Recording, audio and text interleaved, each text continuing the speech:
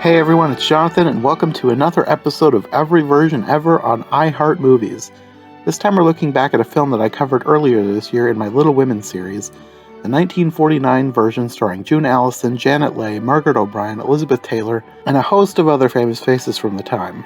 Today's episode was kind of a desperate attempt to not leave you episode lists for several weeks while I got caught up on things. My plans over on Every Version Ever got switched around, and one episode in the miniseries that I had planned for September was supposed to air this week and double as an episode for both podcasts, but that miniseries has now been delayed to October, leaving a gap in my release schedule, so I decided to fill it with an episode of Every Version Ever from the beginning of the year that, if you don't listen to both podcasts, is new to you.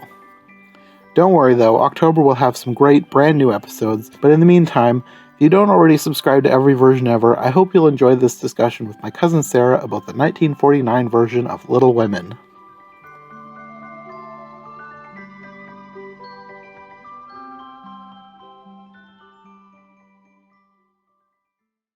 Okay, so Little Women, this was your favorite version growing up?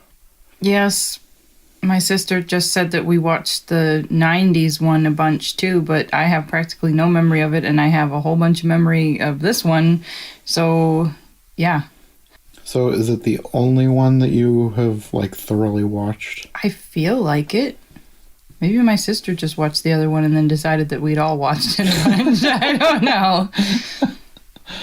Because I remember parts of the other one, and I remember not being as big of a fan of it. But this one I really like. So, what is it about this one that you really like? Well, it's cozy. Yeah.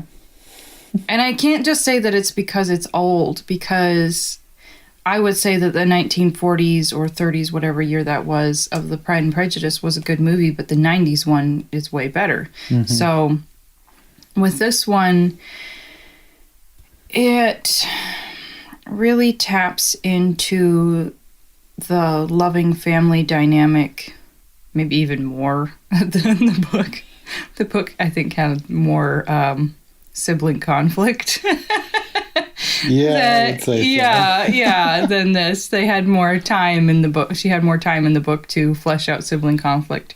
But the relationship between the mother and the daughters, there are all of these, I don't know, it was strange watching it again. I don't know if strange is the right word after all of these years, because I felt one way about it when I watched it years ago, and then watching it now, it was a little bit different perspective.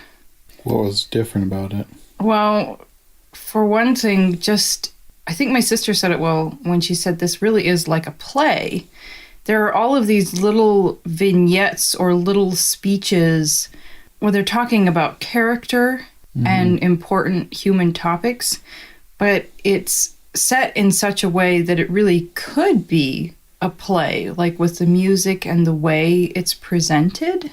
Like, it doesn't feel entirely natural. I could see that, yeah. Like when the mother is talking about, of course I want these things for you. I want you to be, good. I want you to be happy. All of these things. Like, maybe somebody would have a conversation like that, and hopefully they would. But at that particular cadence, I don't know if they would have it. Probably. There would probably be a different tone. Like the one that the mom tone that I am using right now. I will say, though, that scene is from the book. I don't know if it's word for word from the book, but I recently listened to that part, so it is from the book. And part of it is so... Okay, here's a weird thing. Watching it before, I was so touched by Beth, and I was less touched this time, probably because I'm used to the story of Beth, but I don't know if that's entirely it. Here's the weird thing that happened to me. Watching this, it actually reminded me so much of, and my youth isn't over, but it reminded me of earlier youth, like growing up as, I don't know if I'll try and articulate this.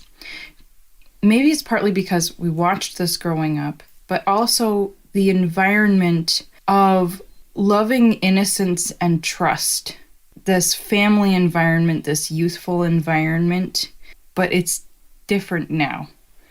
Like, I'm at a different point in my life, and I'm looking back at the days when I was homeschooled, and you have your young friends, and it's just, it's more innocent, even though there are still plenty of not innocent things going on in the world. And this story does touch on that too.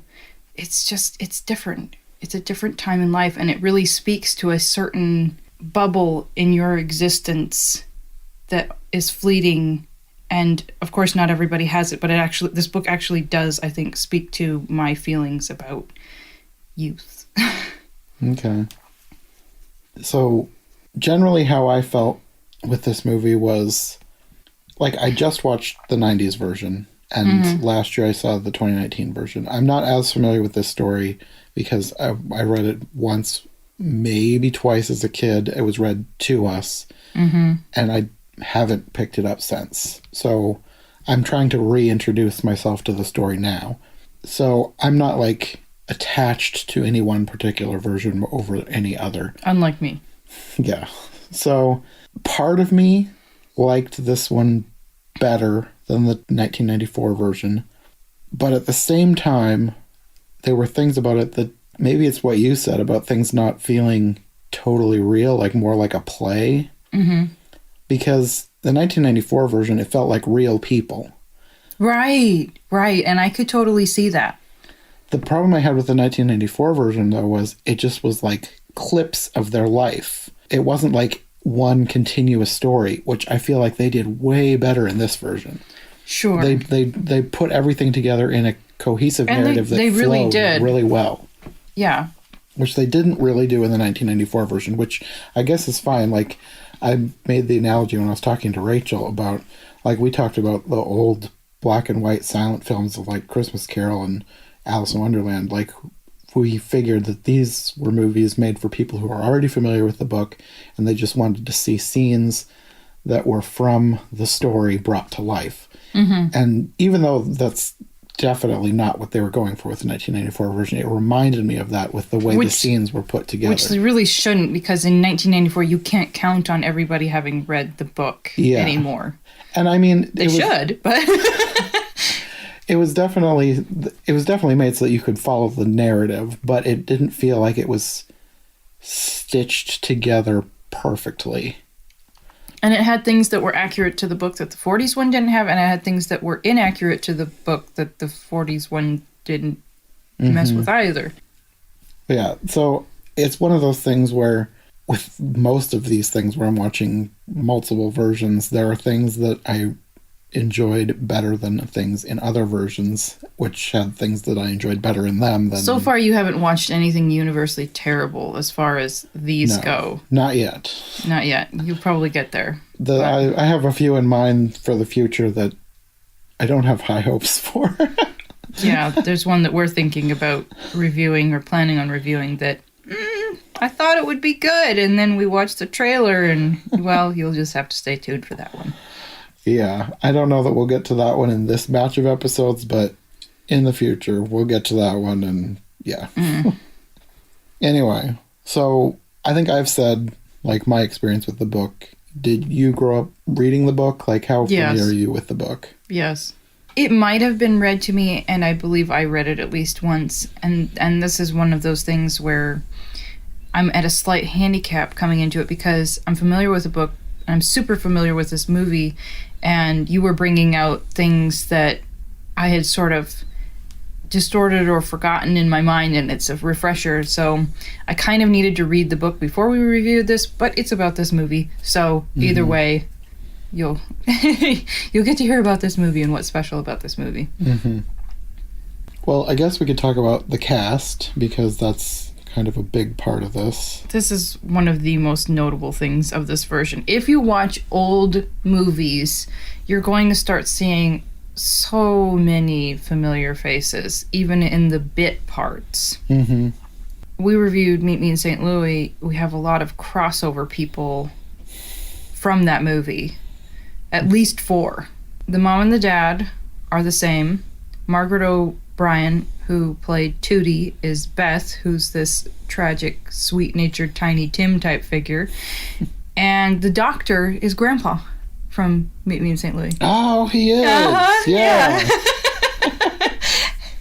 No, Okay. and you'll see him throughout different old movies, you know, playing a kindly judge or whatever. Yeah, okay. Yeah. But yeah, Margaret O'Brien is the most familiar face to me because we've seen a bunch of things that we've reviewed with her in it now. And then, I mean, it just goes on. None of the sisters are obscure people. Mm-hmm. You have Janet Leigh as Meg, who you might be familiar with as the person who gets stabbed to death in Psycho. That's about all I've seen of that movie and all that I care to see. I'm traumatized. And Amy, you have Elizabeth Taylor and June Allison as Jo. And one of the things that got confusing to me was Amy is supposed to be the youngest, but I'm so used to watching this one where Beth is literally younger than Elizabeth Taylor, Margaret O'Brien is. And I feel like they had to have just decided that Beth was going to be the youngest in this one because there's no way that I'm supposed to believe that Amy is younger than Beth from these actresses. They had to have just decided, well, Beth's going to be the youngest. I don't know why they did that. I mean, Beth... I have a feeling it's just because they wanted Margaret O'Brien to play Beth. Sure. And why not? Yeah. I mean, and perfect. Elizabeth Taylor does a great job being a snob. Yeah. But she doesn't look... If you're looking for a really young-looking schoolgirl person, it doesn't make sense unless Beth is just being tutored at home because she's scared of people. I mean, it doesn't make sense for her to be home and Amy to be at school. But I didn't think that's true that much watching this growing up. I really didn't. Well, But I think in the book, Beth was homeschooled and Amy wasn't. Like, I Okay. think they were given choices as to what they wanted to do. Sure. Because there's the whole thing about, in the book, not this version, where Amy is pulled out of school because of what happens with the teacher. Right, which they really softened in this version. Very They much so. had her, she drew a silly picture of the teacher, and he ends up choosing not to beat her hand and lets her go, and it's far gentler. This is a very gentle movie. Yeah. You can see, though, even though you have Amy played by the same person throughout the whole movie, there is at least an attempt through her clothing to show her going from childhood to being grown up, if you're paying attention. One of the things that I had a slight issue with, not like I'm upset about it, but it was just like, in the book, Amy mispronounces things all the time. She doesn't understand things because she's young. She's very young. And they kept that in this version, even though she's obviously older, so she comes off as a ditz. And I noticed that more watching it now, and I'm like, why would you at that age pronounce elegant that way? Like, it didn't fit as much. And whereas years ago, I didn't really think about it, now I found myself analyzing it a little bit more, probably because we were talking about the ages, and I don't know. So, I can't remember, did that kind of drop off as she aged? I feel like it was not as noticeable at the end. I think by the time she was... At least by the time she comes as her companion, it's like she is growing up and she's... Okay. And you do see character progression because at first she's very selfish and you can see her making a little bit of strides, and then when you get to, like, not much of a stride, but when you get to the part where Beth has had her feelings hurt at the party, Amy, instead of eating both of the treats that she'd stowed away, gives Beth one of the treats. So right there, you can see some character progression. So she gets better throughout the story. Mm-hmm. Not that she's ever absolutely horrible. They make her kind of funny. But she is rather bad. Yeah. What do you think about this version of Marmie?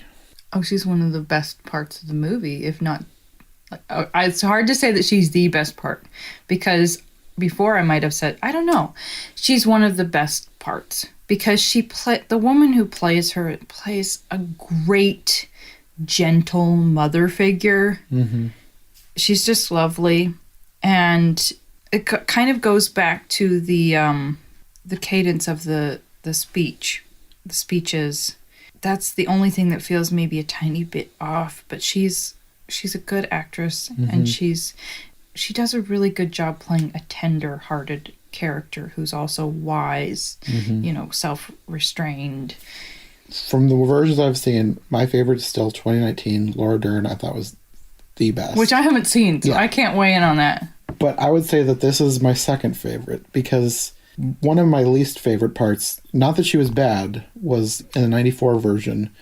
She just felt too... Abrasive. She didn't feel like Marmie. She felt too kind of modern. She didn't feel like somebody of the time, and she didn't feel as warm and tender. She wasn't. No. That's something that I have remembered from that she bothered me. Yeah, she just didn't seem like Marmie. She was a good actress, but she didn't fit the part, to me anyway. But yeah, I liked this one a lot better in Marmie. She's great. And the fact that they sacrificed for her, she had earned that. You see her character throughout the whole movie, even though she doesn't, I don't know, she has enough lines, but even when she's not speaking, she's off helping people. She's off being a wonderful human being. So any devotion that she gets from her family is amply earned. And you see that a little more in this version too, over the 94 version, because in the 94 version she did do these things, but it was mostly off screen. Like, you didn't even go to the Hummel's house, which kind of bothered me at the beginning. Like, they did take the Christmas dinner tour, but like in this one they actually go to the Hummels. You see the Hummels, you see what they're doing. There's actually like conflict about taking the Christmas breakfast to them, which there really wasn't in the 94 version. They all just kind of dutifully decided that was the right thing to do, and then they took it like that. But there's actual conflict here, which is supposed to be there. It's like that's in the book. They had like a crisis of conscience, like trying to figure out what they needed to do, and especially Amy. And like, there was a little bit from the 94 version with Amy, because they had that scene with her like holding on to the orange, like she didn't want to give it up, and then she put it... That sounds pitiful. See, with this one they infuse humor into this whole thing, where they're talking about, people are starving all of the time. I try not to think about it. That was a good one.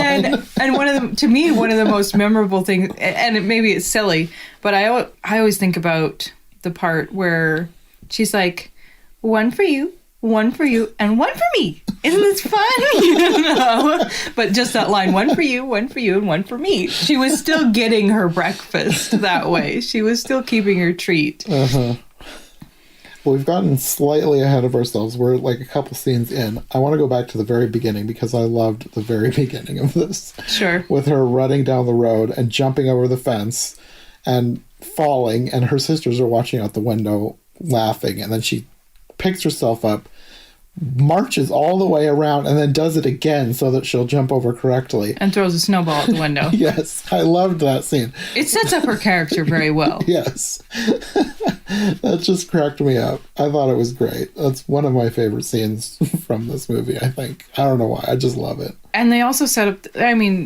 they really start setting up the characters right away, because she comes in and Beth wants to know if she's hurt, and you have the sisters with their different complaints, what bothers them, and it sets up what's going on with their father. And another thing with this movie is the music is really lovely. It's very 1949. It's very sweet, lots of violin, so they can create either, the perky, the drama, the really tender, heartfelt, oh my goodness, something's happening, right, with all the orchestra music. So that's another really nice part of the movie. Yeah, they did a really good job with the beginning, setting everybody up and making the conversation flow and feel natural. And I think they combined a few scenes, but in a way that felt natural and didn't feel like they were jumping around. Like I said, with the 94 version, it felt like they were going from scene to scene without any, like, bridging. And I think they did that really well. And then they also introduced Laurie towards the end of this scene with him watching from afar. Was it the housekeeper talking about what his background is, so Yes. it's natural. Mm-hmm. And the scene where she goes and waves, and then he waves back, and she's like, "That dreadful boy, he waved back." I don't fully get that, but it's funny. I don't know why she was upset, but that made me laugh. That dreadful boy. And you kind of have to play along with this version a little bit. Like, June Allison is kind of like the 90s Sense and Sensibility. She's far too old to be playing Jo, but yet it still somehow works. Mm-hmm. Because she doesn't look like she's 45 or anything. And yet Meg is older than her in the book, but in real life, the person playing Meg was younger than June Allison. Mm-hmm. And Peter Lawford, who plays Laurie, another very familiar face. He's like 26, 25. I mean, he's a hunk, but he doesn't look like a schoolboy that ran away to join the army and got hurt and shipped to his grandfather. So that's probably one of my biggest, I don't want to say complaints, but like nitpicks about this is the ages of the characters as opposed to the actors. Probably Laurie is one of the most noticeable with that, especially because of the way they said that he ran away to join the army and lied about his age. Like, he does not look like someone who needs to lie about his age. I mean, you could, like, oh, he just got away with it because he looks like he's 25. They might have come closer. Well, it's one of those things, if they had had two actors, or if they had gotten somebody who was like 20 years old, mm-hmm. maybe could have gotten to that a little fuzzy area where it's like, oh, he could be younger, he could be older, this works. That's one of the things I say that the 2019 version has done the best is with Laurie's age, because Timothée Chalamet looks like he could be mid to late teens. Yeah. And he just has one of those faces. And how old is he really? Maybe early 20s. Okay, so it's, yeah, the progression of male faces. You have the teen face, the college age face, the, oh, you're 30 now face, the progression through the 30, maybe even more than women, there's this distinct progression of maturing, not in a bad way, mm-hmm. in male faces. So, yeah, Peter Lawford, while a hunk, definitely didn't look like a boy who ran away from school. Yeah. He's still fun as this character, though. Mm-hmm. So at some point in here, Marmie comes home and she has envelopes from Aunt March. No.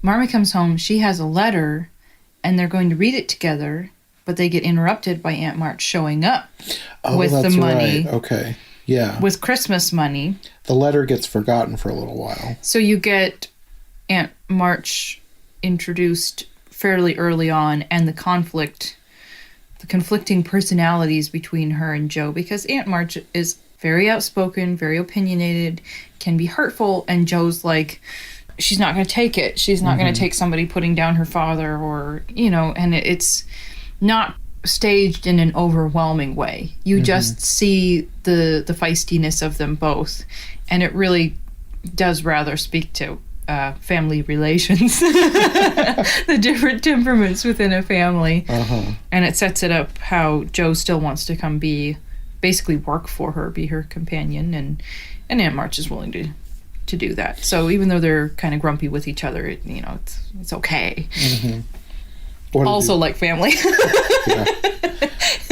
What did you think of Aunt March, like the actress and this version of her character? I think it's a little bit hammy, but it's also funny. Like, some of that hamminess is funny. Mm-hmm. And I like how she makes little noises. Like she's trying to not fall down or something, like, oh. Or like, oh, her dress is caught in the door or something. I feel like maybe she's familiar, but I don't know what else I would have seen her on.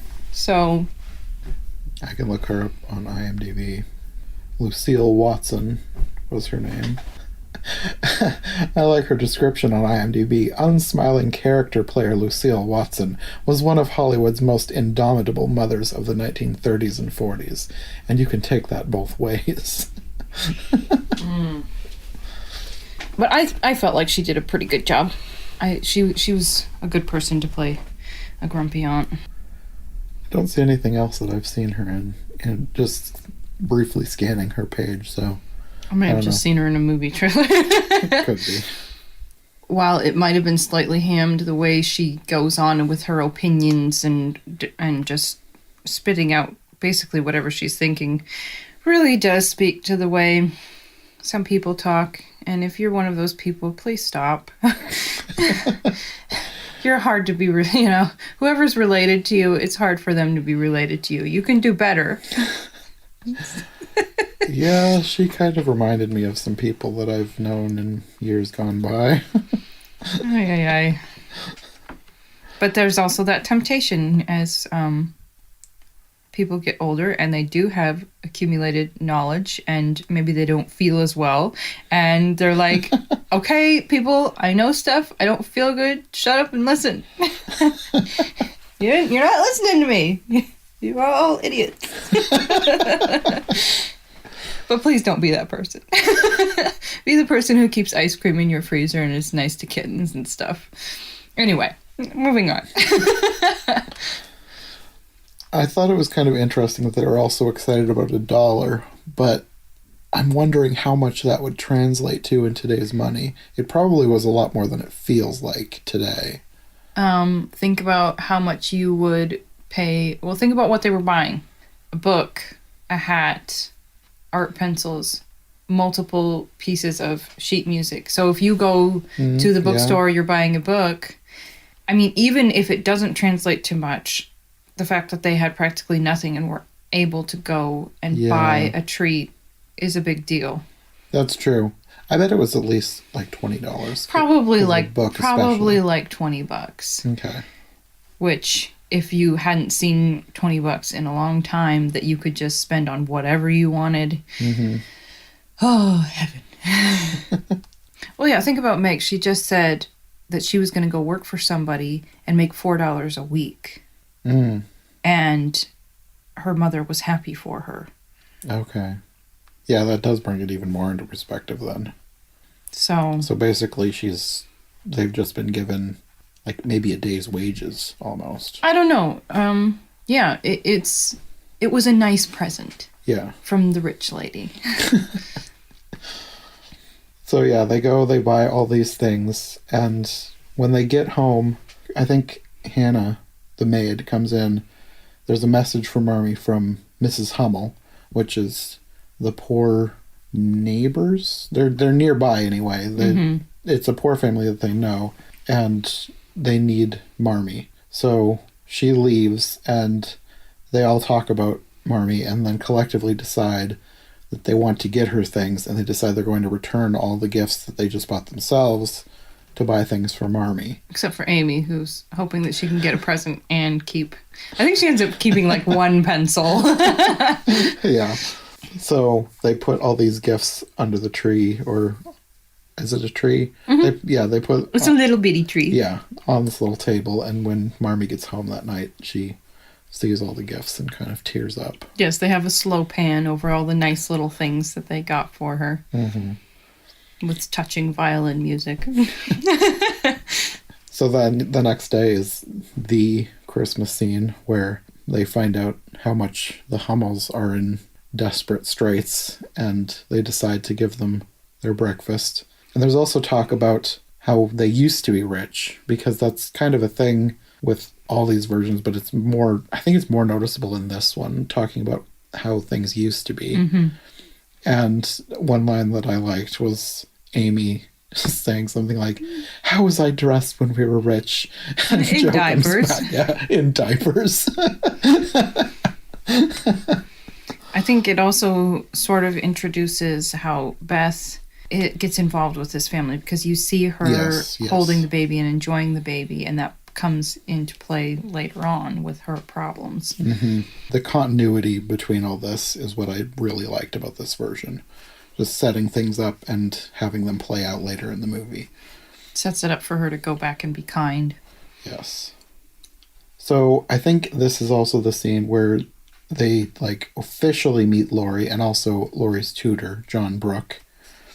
Such an awesome character in the book, and this is one of the places where, from years ago, I will say that they muffed it. I didn't think he was bad. I don't really understand why you guys didn't like him. It's his voice. It's his voice.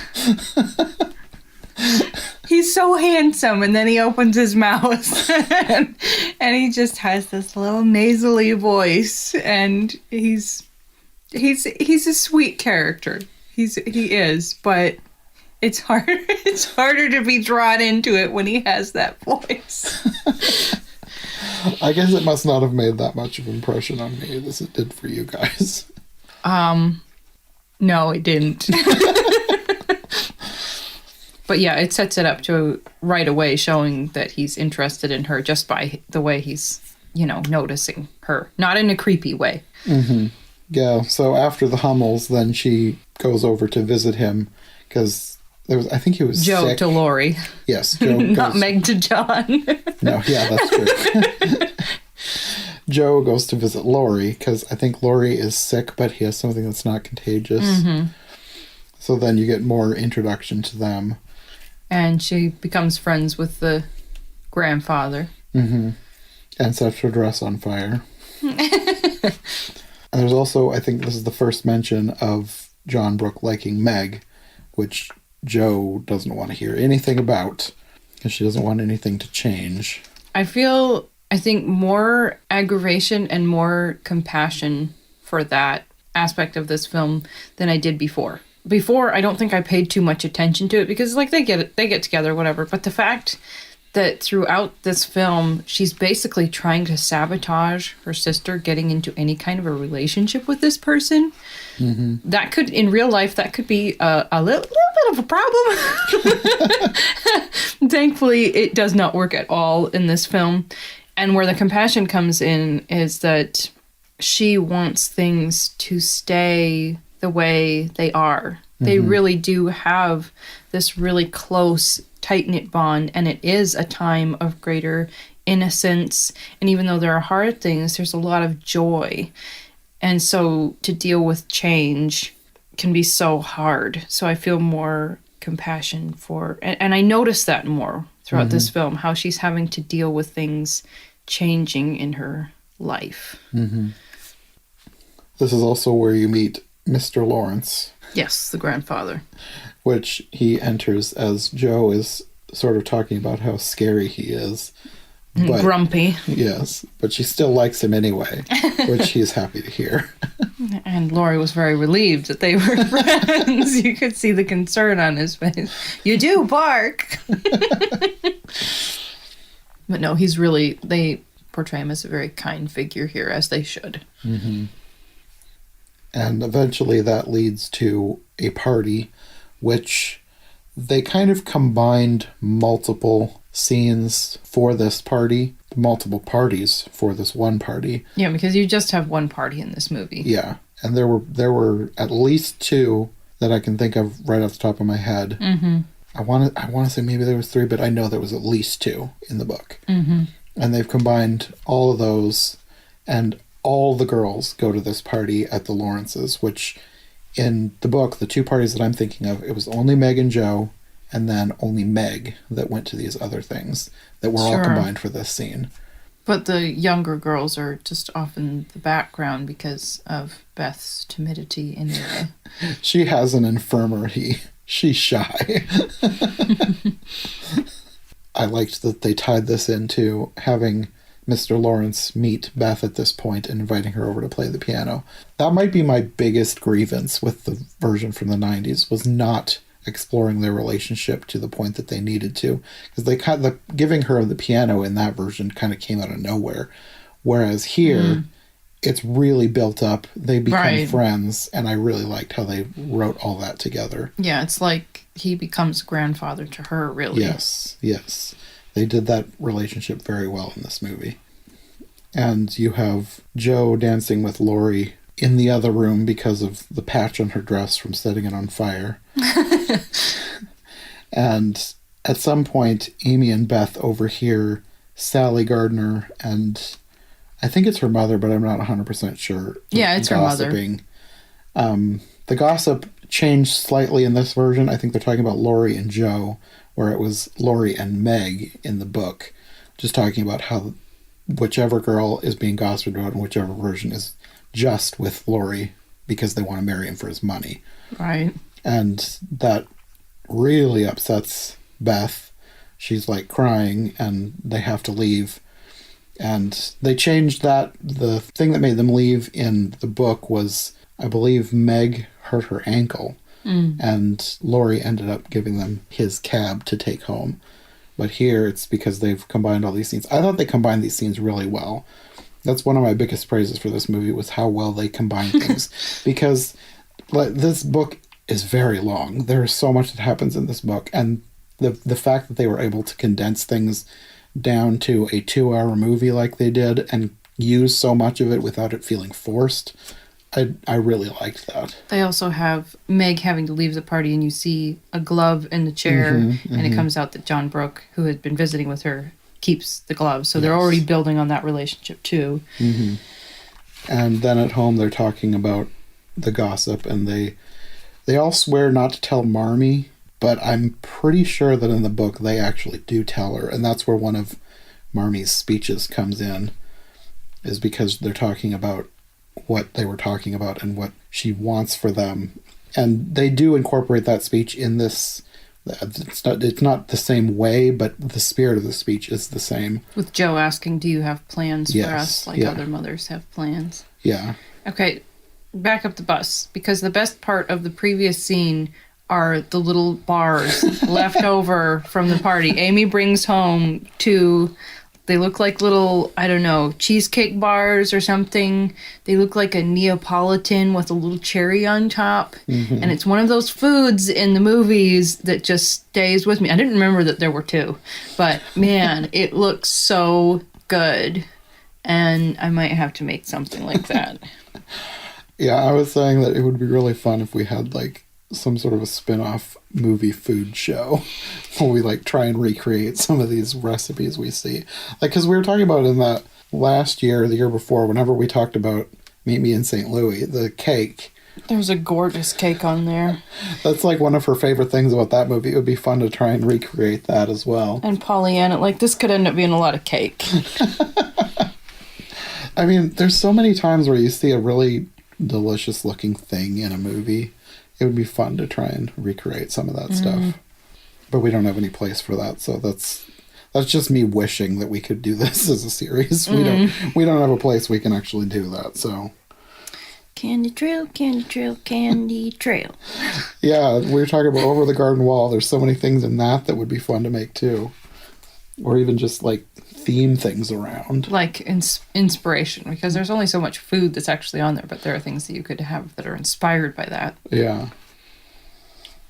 The next scene, I'm not sure how long after the party this takes place, but Joe is writing and crying, and Beth comes in, and she's made slippers for Mr. Lawrence. And she's like, "Why are you crying?" "My story. Isn't it any good?" It's wonderful. I love that her own story made her break down like that.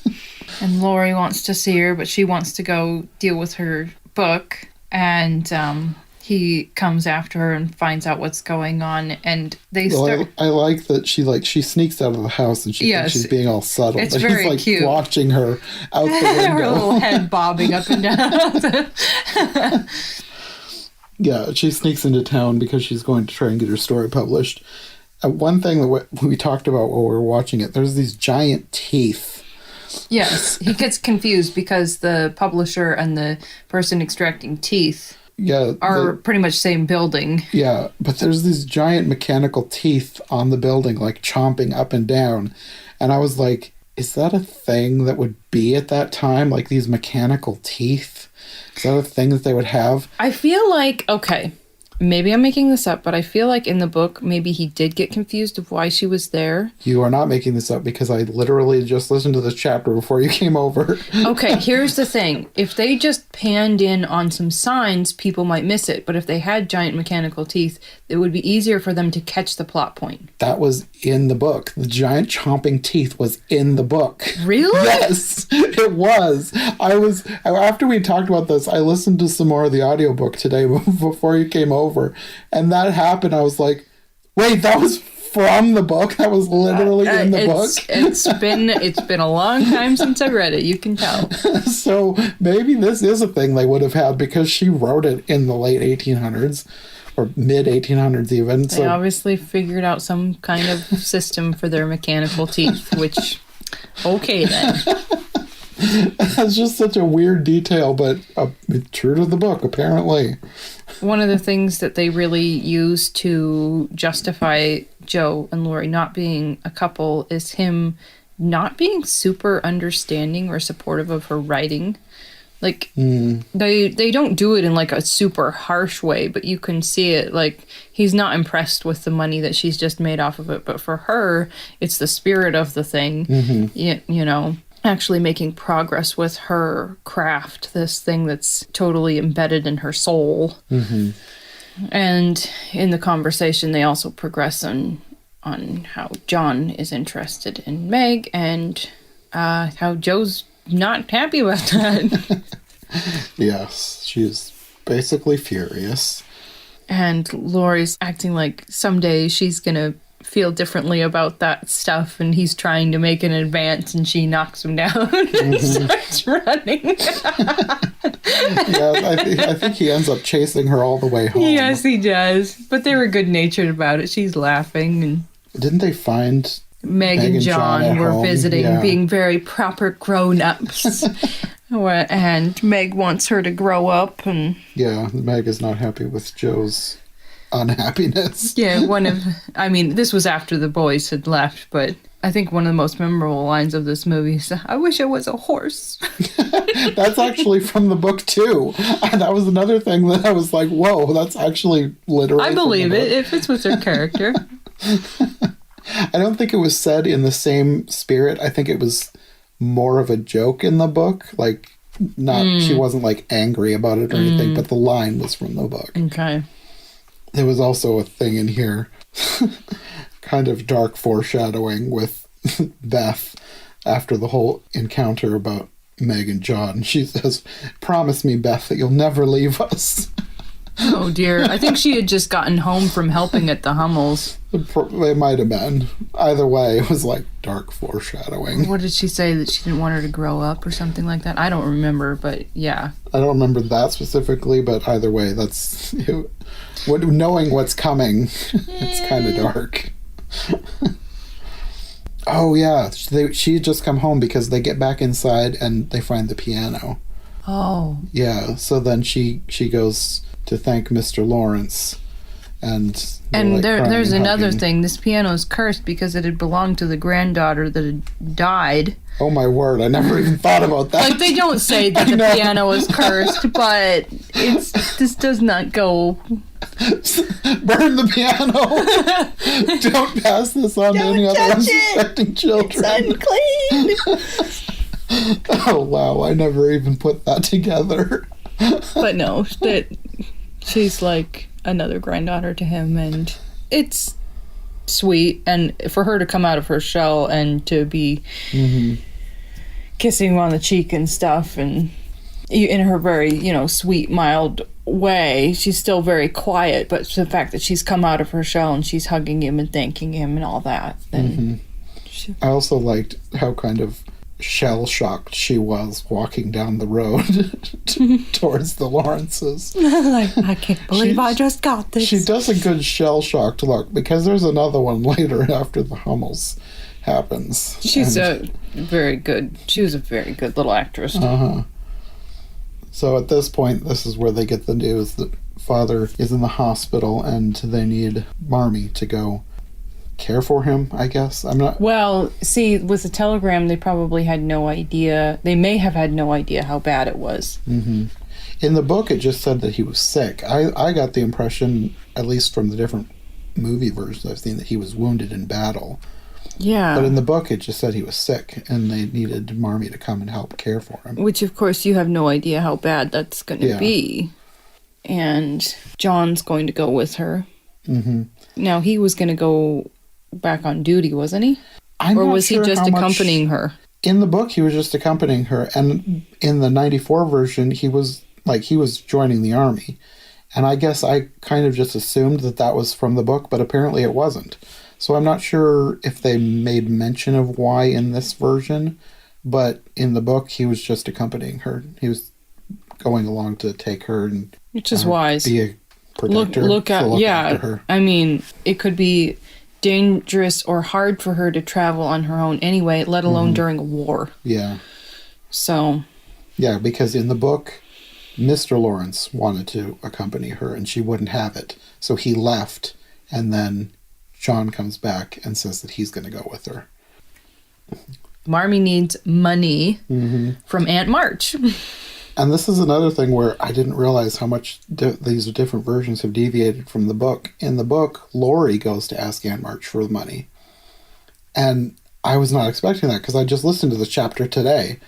So Laurie is the one who went to ask Aunt March for the money. And all the stuff that in this version Aunt March says to Joe, she basically says in the letter that she sends home with the money. So she gives Laurie a letter to take with the money that she needs.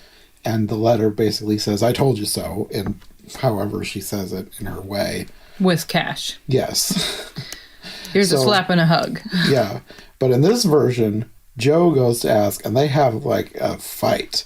And she basically insults her to her face, and then she refuses to ask her for the money. And this is where the scene with the haircut comes in.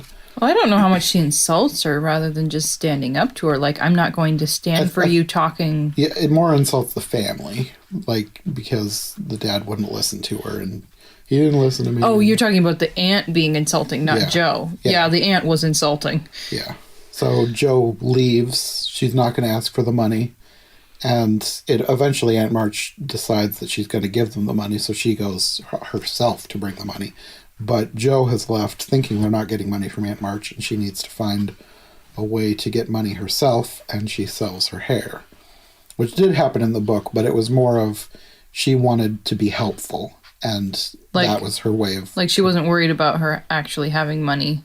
Yeah, I think so, yeah.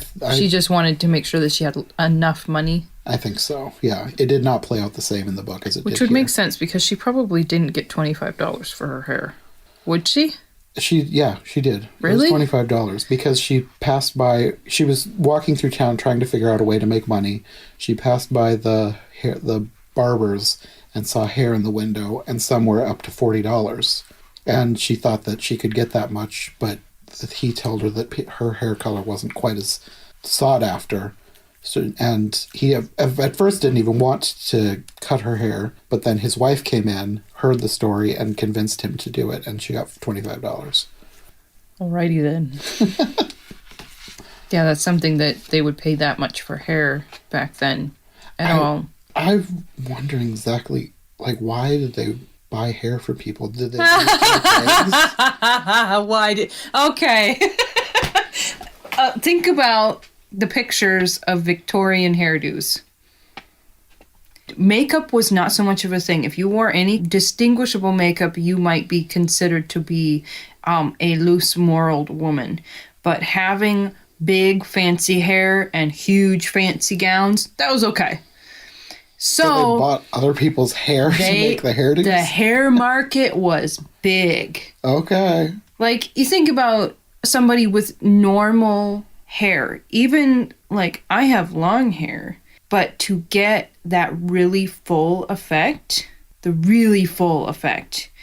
you know, you could either buy hair or you could save your own hair, like from combing, whatever, and make your own rats. I lose so much hair in the shower. Like, if I'd been saving it all these years, like, you could probably make a human statue. And so it makes sense that she could sell her hair. I didn't realize that you would get such, or I had not remembered or not thought about how good of a price you could get on it. Hmm. Like if Meg's making $4 a week. Yeah, really. And that might have been part-time. So let's say a good job, you got $10 a week. I don't know. But that's a good amount of money. I suppose it has to do with the amount of time it takes to grow the amount of hair that they're trying to buy. Probably 1/4 to 1/2 an inch a month. Yeah. It takes time. Yeah. I mean, it comes, but it takes time. Now you know about the hair market. Yeah. I mean, it makes sense. I just had never really given it too much thought. I didn't realize that the big hair came from other people's hair. Sometimes. I think probably more than we realize. Huh. Okay. And nowadays, of course, I don't know how much you're selling rather than you're donating hair, say to Locks of Love. Mm-hmm. Well, that's what I was wondering about is like, are people making wigs out of this hair? Because that was my thought, was like a Locks of Love situation, except being sold for that instead of donations. Yeah, no, not really. I mean, I could see how sick people could have been somewhat involved, or people who just needed the hair, but I don't. It's probably far more to do with fashion than anything else. Probably. That makes sense. Knowing what I know about the time period and how important fashion was to a certain class of people, it makes sense. I think fashion is important to most people. It's just how much you can actually manage to do with it. That's true. How tired you are. How much money you have, how tired you are. Yeah, that's true. So anyways, back to the story. Marmie leaves, and at some point in here, I think Laurie and Joe are upstairs, and they hear a bunch of screaming downstairs. And this well, is it's where more you like get... calling for her in a sort of screaming way. Either way, it ended up being more dramatic than the book, because I just listened to this part in the book too. They really played it up for this movie. Like, yeah, they pumped up the drama with her coming in. She looks shell-shocked. And really, though, what she had just been through, that happened in the book. Like, the baby died in her arms in the book. And the way it was described in the book, it was like gut-wrenching. Like, talking about the baby's last moments. It gave me the shivers, just the way that they described it. So her shell-shocked reaction, even though it's not exactly how it played out in the book, totally makes sense. The way she came in and she's like... very pale and... Yeah. And it really would be a window into the times. The relationship with the Hummels would have helped to highlight a few things. Poverty, scarlet fever, and infant mortality. Because infant mortality at the time would have been far higher. I think that tide really started to turn with sanitation and probably other methods at the beginning of the 20th century. Mm-hmm. And of course, we're talking about 1860s right now. So they're touching on fearful, hard, yet common things of that era. I'd have to look up the timeline on scarlet fever, how long that was a scary thing that people had to think more about than we do today. Is that something that was eradicated by a vaccine? Because you always hear about polio, but you don't really hear about scarlet fever as much. You know what? I don't know that it has been entirely eradicated. It's just something that's not as dangerous as it used to be. I don't think it's as treatable. common. Man, I'd have to look it up. I wonder if antibiotic or something makes a difference. See, I don't have the answer on that one. I don't know what the timelines and the treatments are for scarlet fever. Wikipedia says, as of 2020, there is no vaccine. Prevention is by frequent hand washing, not sharing personal items, and staying away from other people when sick. The disease is treatable with antibiotics, which prevent most complications. So apparently it is still around. It's just not as common. It's one of those illnesses that's treatable with antibiotic and proper sanitation and proper separation, which she probably had absolutely none of those taking care of the Hummels. Anyways, yes, Beth has now contracted scarlet fever, and This is so bad because now I'm like, I wonder if I've ever had scarlet fever. Oh, no. if you have, it probably wasn't as bad as Beth got it. Mm-mm. So Beth is in dire straits. In this movie, it progresses much quicker than in the book, because in the book, when she first gets it, she's just kind of sick, and they decide they're not going to tell Marmie. They're not going to send for her because she's off taking care of their father, and they don't want to worry her. And it just progressively gets worse and worse and worse until the doctor says, you better get your mother. She's probably not going to make it. Whereas in this movie, like, she faints right away, practically. Yeah, and I think Laurie goes to get Marmie right away. Well, he sends, I think he sent a telegram. Sends for her, yeah. Either way, she is notified much quicker in this movie than in the book. But they do say that it had been days. Was it weeks in the book? I want to say it was probably more like a month or more, because Amy left. Like, she was sent to live with Aunt March, and that's where they kind of started bonding. And that's why Aunt March eventually decides to take just Amy to keep Europe. her safe from scarlet fever. Because Meg and Joe had it earlier in their lives, and I guess you don't get it twice. So like chicken pox. So they were going to be fine, but Amy had never had it, so she was immediately sent away to live with Aunt March. Sure. So it was a while. I don't remember exactly how long, or even if they said exactly That sets up their how long. relationship pretty well there. Yeah. And that also set up the relationship with Laurie, because Amy doesn't want to leave, but Laurie promises he'll visit every day and they'll play together. So they, for probably at least a month, they're together every day, just the two of them. Sure. Beth gets worse, but Marmie arrives, as well as their father. She starts improving at that point. And what a time for the parents. yeah. Yeah. Like, I just leave to check on my husband, who may or may not be making it, I don't know, and now my daughter here is sick with scarlet fever. You also have Amy saying that she made a will, Yes. which was kind of a big deal in the book, too, because there was a whole thing about her learning about Aunt March's will and learning what a will meant and feeling like, well, what if I die? And then I don't want people fighting over my stuff. So she's got to figure out who's going to get each thing. And then she had it notarized by a witness, and Laurie was the second witness. And yeah, the will was a big part of the book, too. And they kind of nodded to that in this one, like she made a will. But it doesn't have as much impact when Amy looks older and... Yeah, kind of. And it's just sort of perkily said. Yeah. When Beth is already getting better. Yeah. It was more of a point of humor rather than seriousness. Yes. I think it was humorous in the book too, but it had a point, more of a point than here. Mm. And at some point, I don't remember if it's like after she's like totally better, but you get more with Meg and John. The line that I have written in my notes was Joe confronting Meg about this, and she says, I hope you don't think you're in love, because you're not.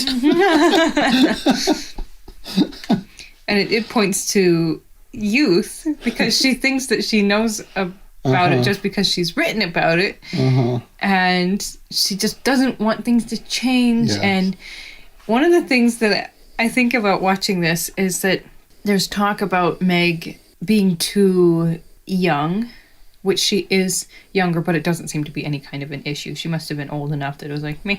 Mm-hmm. I feel like Joe may have convinced her somewhat in the book to turn him down. I haven't gotten to this part yet in the book that I'm reading, but... Here's what created... Maybe she tried to turn him down. I don't know. But here's a part in the book that they don't really include. And that was feminine pride. When John starts making advances towards her, I don't know if he had asked her to marry him or if she cared for him. I think maybe she blushed.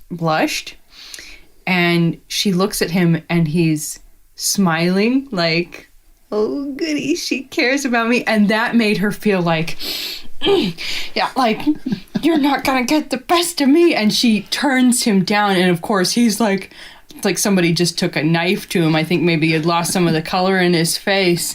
And it's not looking good. So Aunt March really saved the day. Because it was just out of pride of her being like, I think maybe it made her feel foolish or like he had gained some awkward power over her.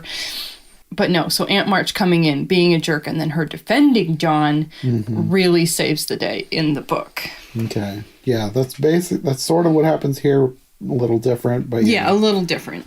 Where Joe had sort of convinced her to maybe turn him down, and she almost did, sort of, and then Aunt March comes in and starts acting like she's not going to give her any money if she marries this poor guy, and I remember in the book too her saying, my John wouldn't, defending his character, and in the book he does hear that, and it's like this yes sort of moment. It's very sweet. So at this point, they end up getting married. I don't think there's much of a time jump.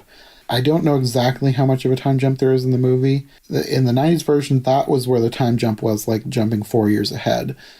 I feel like it was that way in the 2019 version, but it's been like a year since I've seen that one. Like they got married and then it jumped 4 years, or it jumped 4 years and then they got married. Okay, so like a really long engagement?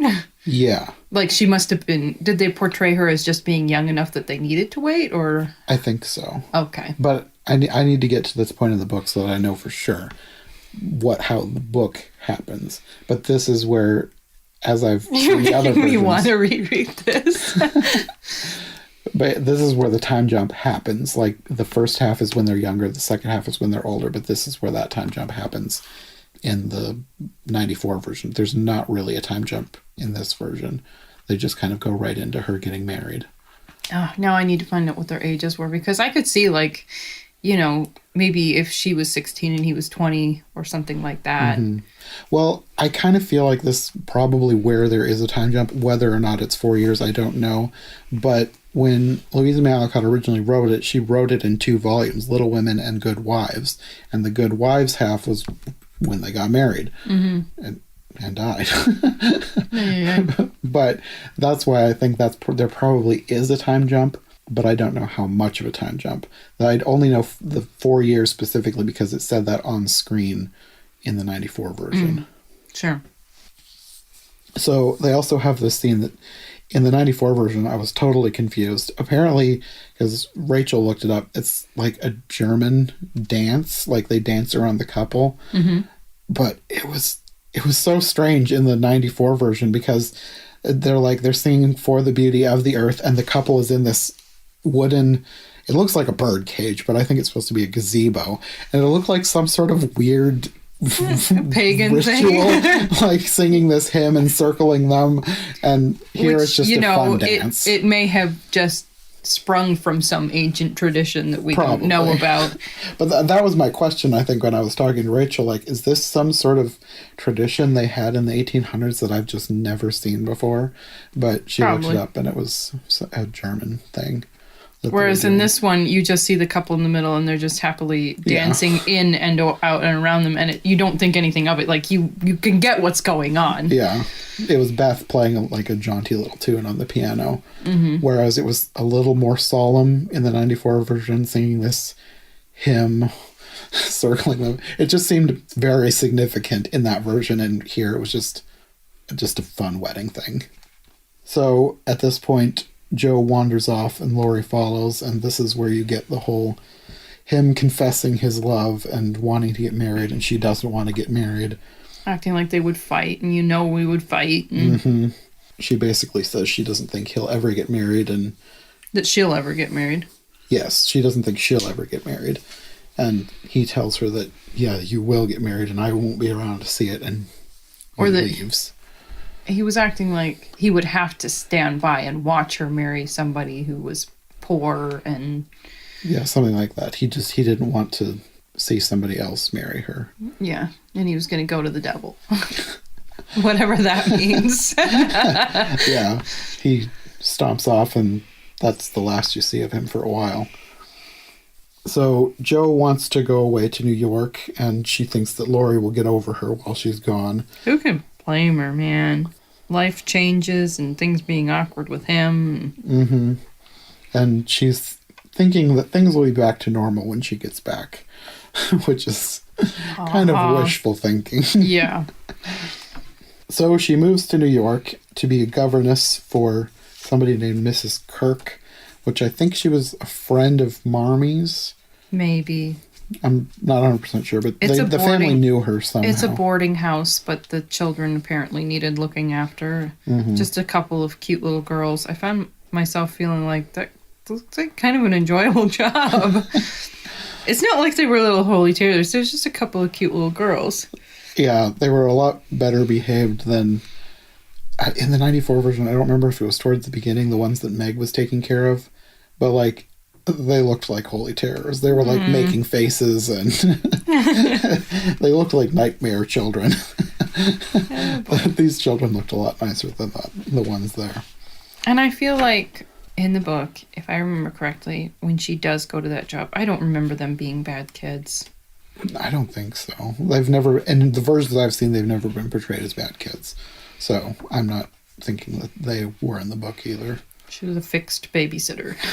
Yeah. And it allowed her to write. Yes. There's also another character here, Sophie, who is screamed for quite vigorously. Yes, who is Ellen Corby? And I'd forgotten about her being in this movie. I probably knew, but just think Grandma from the Waltons, and think It's a Wonderful Life, the one who's at the bank. Like, could I have $17.50? Okay, I didn't put that together. Yeah, it's that person. I liked when she comes down the stairs, just the way she's descending the stairs. Yeah. Like she's been on her feet for the entire day. It was probably a fairly accurate portrayal. I think I said something like, I worked 17 hours. So this is where you meet the kids, and they're being chased by a man in a bear rug, Professor Bhaer. Which, it took me a while to put together that pun. They have a handsome Italian man playing a German man who's, yeah. And the interesting thing was I noticed that he didn't seem to be all that much older than her. So I looked it up. He's only a year older than her. Like, the actors. Maybe two. I don't know what the age gap is supposed to be, but I think it's supposed to be at least 15 years. Sure. And it was not in this version. I'd have to look it up. In the book, I feel like he was a big, burly, balding, rosy-cheeked. I feel like maybe he had blonde hair, whereas this guy, he's so handsome, but he has darker coloring, but I still like him as this character. Yeah. But I can't, now that I know that he's Italian, and I think I was maybe picking up on this a tiny bit before we even looked him up again, or whoever looked him up again. I wonder how confident he was in trying to do a German accent.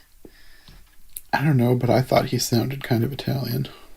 Did they say that he was from Vienna, or what did they portray him as?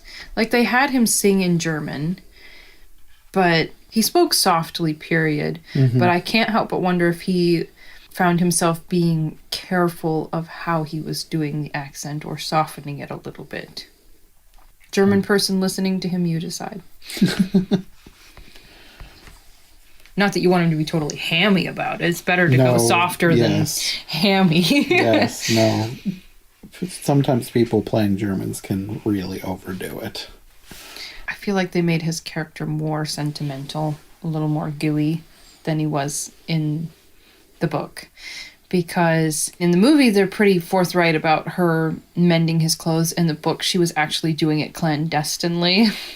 And he said something like, I know that buttons don't sew themselves on, or, something along those lines. And it was sweet. So they start getting to know each other after putting the kids to bed, that she ends up spending time with him at night. And they eventually start, I don't know that they would call it dating, but they start doing things together, going to opera, and then they mention going to the circus and art museums at some point. So they've been doing things for a while, getting closer. Which I'd have to look at the book to see how much of that was actually... I mean, maybe all of that was happening and I've just forgotten. Apologies to the person listening to this having to hear me talk about how much I've forgotten. Mm-hmm. She's also telling him about wanting to become a writer. And he eventually, reads her stuff, but I don't think it's quite at this point. Because at some point in here, they're interrupted by Sophie saying that there's company. And it turns out that it's Amy and Aunt March who are on their way to Europe. Which is a horrible bombshell. Mm-hmm. I think maybe in the book you have a little bit more set up for that happening. But here you do have where, okay, she's going to go away and Amy can go be her companion. And, it's just so horrible. If you'd been looking forward to... They had mentioned it earlier in the film, too, going to Europe at some point. Oh, yeah. No, that was her thing. If it hadn't been for Europe, I don't know how nice she would have been to Amherst. But this thing that she'd been looking forward to forever, and then all of a sudden, it's one of those moments where you're being faced with something terrible, and you have to try and act calm and kind. I mean, you could fly off the handle, but there's just this stunned thing of her trying to be nice about it, even though it was very hurtful. Mm-hmm. But it was, Aunt March did say, maybe sometime. Which She also said something like, Amy and I get along famously, and I never got along with you. Yeah, basically. It's honest, and it's true. And then she also finds out that Laurie has gone to Europe, that he was in New York, and he didn't come to see her. Mm-hmm. Which, yes, that hurt her, but realistically speaking, if you were Laurie, even if you wanted to see her, Taco.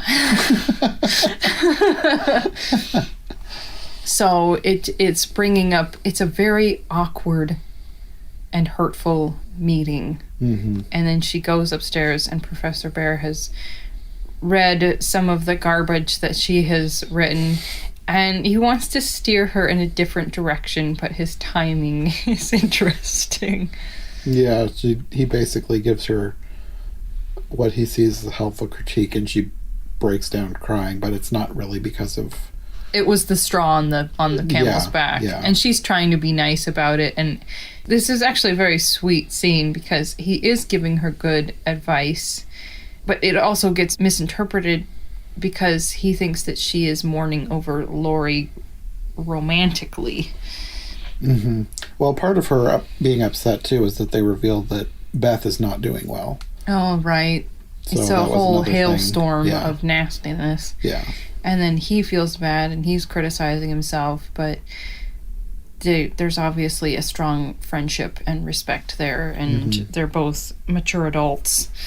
And he encourages her to write good things that she knows about because he does see skill in her writing, and he wants her to succeed with her skill and get out of the quagmire of garbage writing. Sensational stories that pay the bills but aren't at the level of her talent. Mm-hmm. And then she decides that she's going to go home she says that she's going to go home during that scene. And you can tell that he's like, no, just the way he's talking, but then he's also being a big boy and saying, go home to your family, Because I think he knows about Beth, too. Yes. So he realizes that she needs to go home. So she does get home. It's a stormy night. Setting the mood quite... Yeah, Beth nicely. lying there holding the yarn while her mother winds it into a ball. Yes, she's doing pitifully. But she's, at least from what I could see in this version, she seems to be doing a whole lot better than the 94 Beth, because the 94 Beth was death rattling in bed. Oh yeah, I think I have a vague memory of the nasty breathing. Yeah. Always a fun part of somebody in ill health. Yeah, I mean, the 94 death scene was, she really got into dying. Okay, so was the story that her health was just weakened from scarlet fever? Or what? I haven't got that there in the book, but that's the impression I've got from all the versions I've seen. the impression would be that Beth just was a delicate person. And the scarlet fever made her far more delicate. One of the things, I don't know how much I picked up watching or thought about it watching years ago, is when Jo comes home and there's this warm greeting between her and her mother, and just this moment where she sees Beth and they don't say anything, but you know that it's registering in her brain, like, oh, this is bad. And then she switches on the pleasantness and, you know, goes and greets Beth, and then goes and talks to her father and finds out that this is hopeless and she's just supposed to act brave anyway. Yeah, because her father says something like, the doctor says there's nothing they can do. Basically, this is the end. So then she goes to talk to Beth, and Beth is basically trying to comfort her. Well, she wasn't trying to talk to Beth. She's up in the garret or whatever, crying on the sofa, and Beth comes along like a little ghost. I think Beth says something like that she already knows that she's dying. And not to tell the parents. Yeah, like, they're just gonna, or don't tell Marmie or whatever she said, and you're just supposed to, they're all supposed to pretend like this isn't happening, I guess. I don't know how helpful all of that is, but hey, if it comforts them.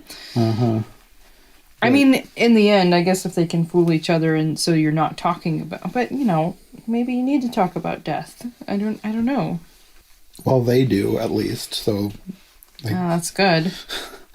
I think she basically makes it seem like she's accepted what's going to happen to her, but she says something like she knows that even in heaven she'll be homesick for Jo. Oh, there's this whole speech, which I think probably made me cry years ago, where Jo is like, what is it, a seagull, strong and wild and afraid and fond of the wind and storm or something like that, and she's like a cricket on the hearth, and she never wanted to make plans about when she was grown up because she couldn't bear the thought of leaving, and she thought that it's like she had decided in her mind that she must never have been intended to grow up. And that she was okay with it, but even in heaven she thought that she would be homesick for Jo. So if you're in the right mood, like, keep your Kleenex handy. Yeah, I think this comes back to what you said about it feeling not 100% realistic, more like a play, because this didn't affect me at all. Like I talked about in the 94 version, that one got me, mostly the Hannah scene with Hannah sprinkling the petals and holding the doll's hand. That got to me. But her dying, that was more emotional in the 94 version than in here, because here it did kind of feel like a play, and it almost felt like she wasn't as sick as she was supposed to be, especially because, like you said, she's the one who came to find Jo in the attic. Like, she's walking around. Here's another thing where that moved me more years ago. Maybe my perspective is a little bit different now that I have been around far more ill health. You know, over the years, I've been around more human suffering, and I don't know, you would think maybe that would make me more affected by it, but her being there, she was a little bit creepy. Okay? She's just, all of a sudden, she's there with sort of a look in her face and very pale, like she's a little ghost. I guess I didn't get that from her. I was just kind of thinking more like she doesn't seem like she's as sick as she's supposed to. Okay. But I'm coming off of having just watched the 94 version where she's lying in bed, gasping she's for breath. Not going much of anywhere. Whereas with this one, you're spared the last details. Yeah, because she dies off screen after this scene. And somebody can be very sick and still be able to move from room to room. That's true. So, not that that's worth laughing over, but you know, don't take that as a ha-ha laugh. It's just, that is true. Yeah, yeah. Oh my goodness. Yay, adulthood. So, yeah, she eventually does die off screen. You don't see the last moments. And then transitioning to sometime later, Jo has written My Beth. In this scene where you see her finishing her manuscript, dedicating it, Meg drives up and they have a conversation that basically discloses that Joe still stands by not being with Laurie, and Laurie now has feelings for Amy, and she's good with it. Mm-hmm. There was a scene earlier when Amy and Aunt March had come to see her in New York, where basically Amy says something like, if we see Laurie in Europe, do you want us to give him a message? And she says something like, just tell him that I hope he finds someone that will make him happy. Well, before that, she says, tell him I love him like a sister, which is Yeah. like, oh. Just rub salt in that one for me. Yeah, let's scrape it open and apply chunky salt while we're at it. Like, oh, thanks. Love you too. They don't really they don't really show the development of that relationship. It's just that they're in Europe together. It's a thing. Mm-hmm. They just hint at things, kind of like when they stop by when she's in New York and say that, Meg is expecting, isn't it dreadful? And she thinks it's, wonderful. Aunt March thinks it's dreadful. And then later on, there's a reference to when they're having this conversation, I think, how are the twins or something like that. Mm. And then a little while later, you see the twins at the house when everybody's coming together, that happened actually in the book, you would have a lot more buildup of their relationship, but they come back to the house and they're married, like Amy and Laurie are married. And so if you go from her expecting twins to having, it's maybe a longer gap because the babies were already fairly good size. Mm-hmm. Yeah. I'm not sure how long she spends in Europe, but I get the impression that it's quite some time because, and I'm not sure what happens in the book, but she's studying art. She's becoming an artist in different versions. So I'm not sure exactly how that matches up with the book. And they do touch on her interest in art. They really do in this movie, but they don't flesh out. They don't have scenes of them in Europe. It's just, it happened. We only have 2 hours or whatever to make the story happen. Get used to it. Yeah, some things have to be cut, and they're focusing on Joe, so that's an easy cut to make for them. And you have Laurie come back up to the attic. She's there, and they basically peacefully put the lid on their past relationship. And this is also a nice touch in the story where Laurie says something along the lines of, we can be the way we used to be. And she's like, no, we're grown-ups now, but we can be brother and sister and help each other for the rest of our lives. Mm-hmm. And so this recognition of, this person who all this time was having such a hard time with life transition, this is the way it is. I'm cool with it. We're going to move forward. Yeah. We have to be grown-ups now and say goodbye to the past. I really like the resolution there with their They didn't make it really, they didn't make it awkward. Yeah. They got the awkwardness over with earlier. Yeah. And so everybody's together again. Mm-hmm. And all of a sudden, Professor Bhaer shows up at the door, and Laurie answers the door, which is... Laurie doesn't know who he is, but he realizes who Laurie is because of things that Joe has said. And he peeks in and sees that there's company, and he, being the humble guy that he is, doesn't want to impose, and starts to wander off. She is given a book that he's brought, which ends up being her book that he got published, and she runs after him. And this is a nice scene because they get it over with very quickly. That boy, he's married to my sister, and he's like, oh, I don't really dare speak, but I love you, babe. Not in those words. And he has nothing to offer but a full heart and these empty hands. And she puts her hand in his, not empty anymore, she says. Mm-hmm. And they go back into the house, and there's a rainbow over the house, and it's all happy. And that was a very fast resolution. Yes, it was. And as lovely as all that is, the book is more fun. Because I remember Mr. Bhaer coming to their house. They're not engaged or anything. And Mr. Bhaer just gets along great with her dad. And I don't know if it's one of her little nephews or something making some sort of comment about, I don't know if they say that he should marry her or something like that. And I think Joe hides it, but she's like secretly very, very pleased. Like this little kid making a hint in that direction. And there's more buildup of him getting incorporated into the family and accepted with the family before they get engaged. And it's very, very sweet and it's fun. But for the sake of the timing in this movie, it works. And it's sweet. It kind of ended similarly to the 94 version. And I'm wondering if the 94 version took their cue from this version in how they wrapped it up. Because it basically ended the same way with sort of the proposal in the rain. Whereas in real life, if somebody is coming into your life, it makes sense for them to be getting involved with your family and having awkward conversations with children or whatever. There wasn't a huge amount of detail in the 2019 version, but there was a lot more than this. And he had more interactions with their family in the 2019 version before the final which ending. one do you think may have taken a cue from? 94. I think 94 took their cue from this one because it ended very similarly. Not exactly the same, but similarly enough that I think they may have liked how this one ended and decided to just redo it. This is a nice, clean package to wrap it all up. Yeah. Okay. The end. Yeah. Of this version.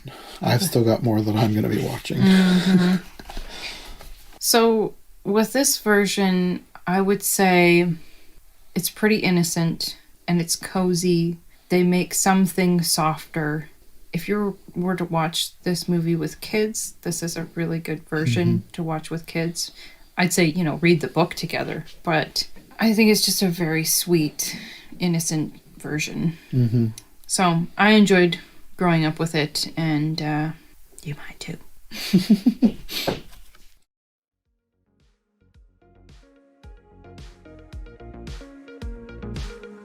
Thanks for listening to this episode of Every Version Ever on iHeart Movies. If you like what you've heard, don't forget to subscribe on whatever platform you prefer, and of course make sure to follow my co-hosts as well. Any relevant links will be in the description for easy access, and we'll see you soon for another brand new episode of the show. Thanks for listening, and we'll see you next time.